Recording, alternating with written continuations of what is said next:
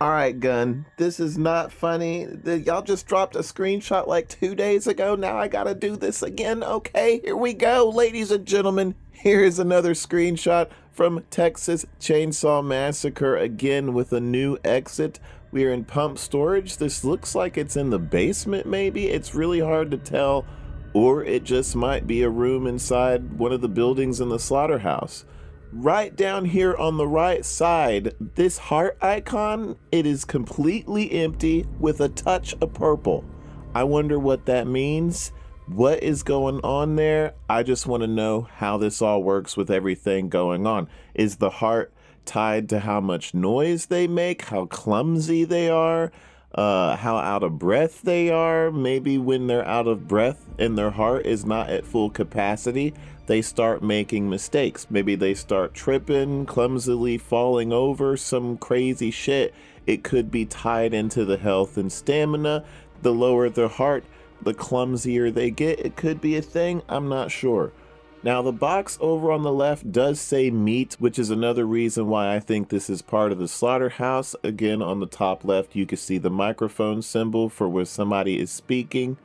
Now, the quote on this one is, "The valve handle is what victims will need to repair the pressure valve pipe. This will open yet another escape exit for the victims, although time is precious." So again, it is kind of relaying the fact that when you open an exit, it may not just be open forever. I'm guessing either the exits are on a time limit, or it could just mean that a family member is going to get to that valve pressure and then attempt to close the exit off. Now, I'm curious as to when you open an exit, does the game give you kind of any information as to where the exit is at? Or do you have to just kind of go look for it on your own? I kind of like the latter, like makes it a little bit more challenging. Once the map knowledge is there, people will kind of just remember where the exits are anyway, unless they move around, which I don't think they will.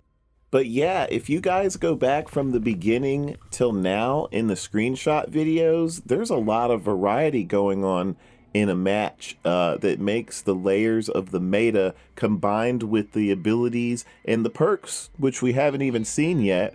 All this stuff wrapped together is creating a kind of scene, and you can see it all in your head that no two matches are going to be the same, and there's just so many layers of cake. Some of you remember back from my Friday the 13th videos how I've always talked about there should be more layers of gameplay cake onto the game to make it better, so people aren't just kind of doing the same thing match to match. For example, in Friday the 13th, Jason feels obligated to go trap the phone and the cars at the beginning of a match because it's the most effective way to create a barrier for the survivors. And so now in this game, in Texas Chain Saw Massacre, if you kind of go through and look at everything that's been said about it so far, there's so much going on that every time you start a match, whether you're a family member killer or a victim survivor, you're going to want to try something new every time you start a match. You're going to want to try new strats. You know, one player might be better with another family member than you are, and then you want to try something new with them. And with all the variety that's going on, I think this game has a lot of staying power. I really hope that once this game is out, that it's not just kind of dropped or left to the side, and that it has a lot of support for years to come to see what they could do with all the meta. Because if the meta starts off strong right here in the beginning, it's only going to get better as the game goes on, as long as they make the right decisions.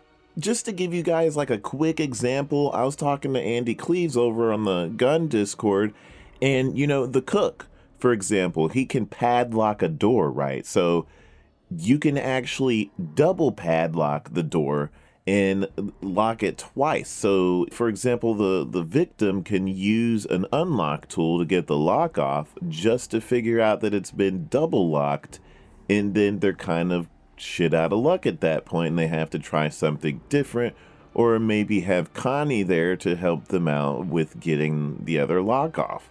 But what if Connie was never picked, right? So And now you have to kind of think about what you're going to do to get out of that situation.